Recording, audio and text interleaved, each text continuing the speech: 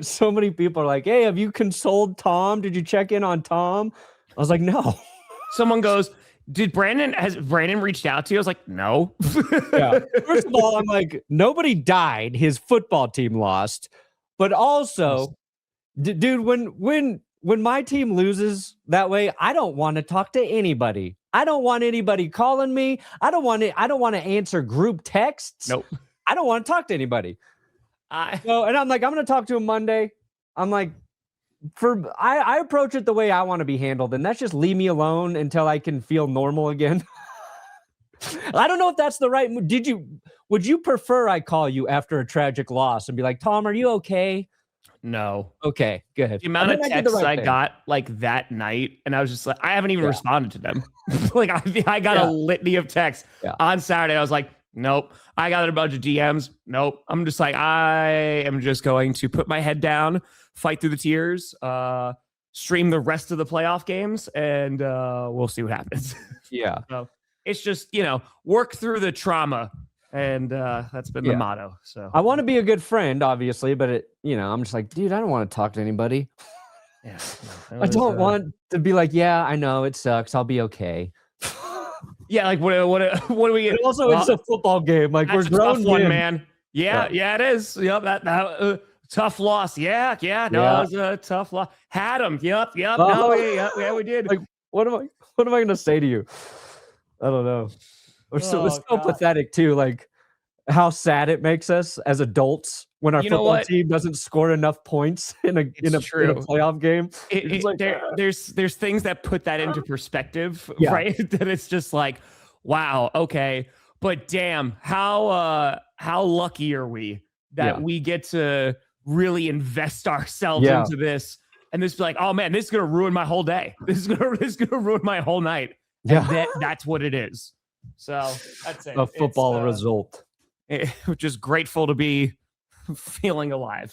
Yeah, I mentioned this to Perna before the show started. I'm trying to go into the Rolodex of Packers trauma, specifically in the playoffs, and seeing where this ranks as some of the worst losses. And I think there's a few things, right? One, it's against the Bears, right? That's always going to be an extra sting. Two, this almost exact thing happened, little over 3 weeks ago, in which they choked away the lead at the end, the onside kick, the whole 9 yards, and the Bears were able to win, right? So just repeat performance. Three, the fact that they were up 21-3. All working against me to really just drive home how bad this loss actually was. The things that are kind of preventing it from being like a potential like top one is one, there have been worse losses because this was just the wild card round because we've done this before in the NFC Championship game. That two, my expectations for this team definitely changed after Micah Parsons went down, and just the way that they were going to be able to go and get to a Super Bowl. They were a lot more limited in their pathway there. Yeah. It was going to have to be their offense. Their offense was going to have to be clicking. The defense, especially after that Bears game where they choked away that lead, then get after a run over by Derrick Henry. It was like, okay, this defense has obviously taken a hit, and they have just gotten worse and worse. So their expectations were lower. All that being said, good God, man. I mean, you have Matt LaFleur coming out saying that he is embarrassed for anyone associated with the Packers franchise after this one. And what's really interesting, and rightfully so, and what's really interesting, right, is because there's been a vocal crowd of like the fire Matt LaFleur crowd. And then after this loss, I don't blame him, man. I mean, it's tough to sit here and go, yeah, no, I don't know. We're going to see Ed Policy is going to be talking to LaFleur because that is a very weird position that they're in. So right now, LaFleur is heading into his contract year. So he is not going to want to play, without some guarantees, or coach, excuse me. He's not going to want to coach without some guarantees, even though he might be a better kicker at this point, without some guarantees. And Ed Policy has come out and said that they do not want to have a lame duck coach. They don't want him to just have all these distractions of, are you going to re-sign him? But then there's the other element that he is going to be owed a ton of money, because when Matt LaFleur was hired, they were not paying head coaches this kind of money. And now in like the Ben Johnson, right? Because he's getting paid double digits. Like he's getting paid what? It's like $15 million or whatever the hell it is. LaFleur's not getting paid that. So like I would love if he just plays out his contract. You go win a Super Bowl, you get all the riches in Green Bay. But I don't think that's how they're going to operate. And so it's going to be some really interesting conversations over these next 48 hours. Sure. It would be surprising to me if they did fire him. Agreed. I think he's a good head coach. And I think Packers fans are kind of just dealing with the reality of, and I think they know this, based on having Aaron Rodgers and only getting to the Super Bowl once there.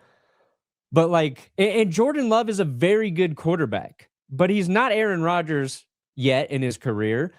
And I think once you get to the postseason, it is so hard to win when you have a younger quarterback and when you're growing. And it, again, Jordan Love played well. This game, you don't have the guy you went all in for in Micah Parsons. You were betrayed by your kicker. There's like some correctable things in this game that you can look into next season and go, it should be better. And I think you should trust LaFleur to guide you through that. You've had a lot of success. Like the Packers are a well-coached team, in my opinion. Things went to shit when you lost Micah. Now, this is probably also a terrible coaching cycle to move on from LaFleur. Agreed. Unless you like what, Saleh or Harbaugh at this point? I don't. Or this is what I'm telling Packers fans, man. Like Harbaugh, have you seen what he does in the fourth quarter? Like it had, and it's been years of this. And to your point, right? Like, yes, we could sit here and talk about, they had Micah Parsons is different. If they had Devontae Wyatt, it's different. Hell, maybe if they have Zach Tom because that offensive line wasn't blocking diddly squat in the second half, things could have been different. But the cold hard facts are you're up 21-3 in this ball game. There is absolutely no reason you should lose this. And that is where you are going to blame coaching. You are going to blame personnel. You're going to blame the kicker. You're going to blame, there's a litany of things just in this game why you should have won. And so I don't want to use the injury excuse because yes, you're 100% correct. There could have been things different, but with the guys on the field, they once again did not finish. And this happens over and over and over again. And Quay Walker came out and said that this happened before he was there. It's happened while he's there. And you go all the way back to that freaking NFC Championship game against the Seattle Seahawks, which fundamentally changed this franchise. And which it was like, oh, I will never trust a lead ever again.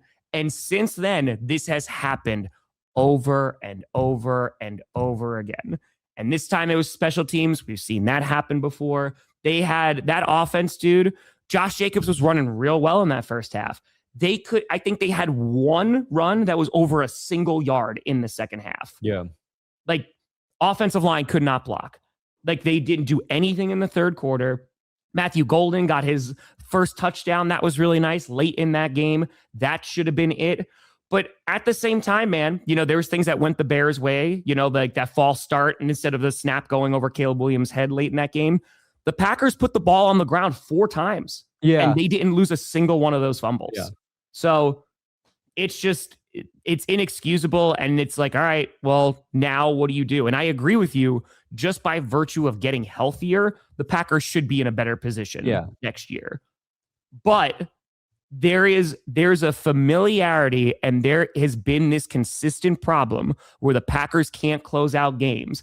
And it is very difficult to put your finger on why that is. Sure. Is that coaching? Yeah. Is that culture? Is that the personnel that you have?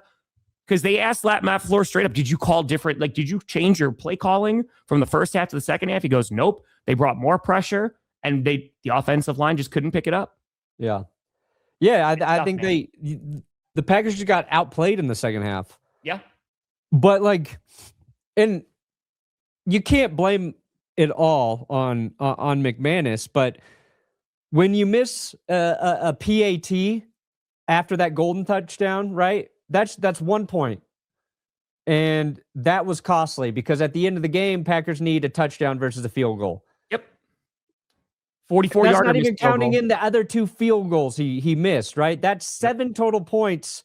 Yep. And let's give him a miss on one of those field goals. It's the playoffs. We saw lots of kickers miss, including Cam Little. The one right before half. You know, he can miss a yarder. kick, but you can't miss 2. You can't squander 7 points in the playoffs, specifically against a division rival. I think that's just written in the rule book by the football gods. You miss 2 field goals against a division rival in the playoffs, you're gonna fucking lose. It's without Micah, you guys had a chance to win this game. Also, this is just how the Bears have won games all season too. Like if you want to deflect blame, and if I were a Packers fan, I would be deflecting blame as like a goddamn shield, just like boom, boom, boom. The Bears just do this. They didn't do it to just the Pack. Now they did it to the Packers twice this year with 10-point, leads. But they've done this so many times. Like it's how they kind of win games. And there's something about this Bears team with Caleb Williams late where they play their best football, where Caleb is starting to become one of those dudes at quarterback where you're like, dear God, if he has the ball in his hands late, this team has a chance.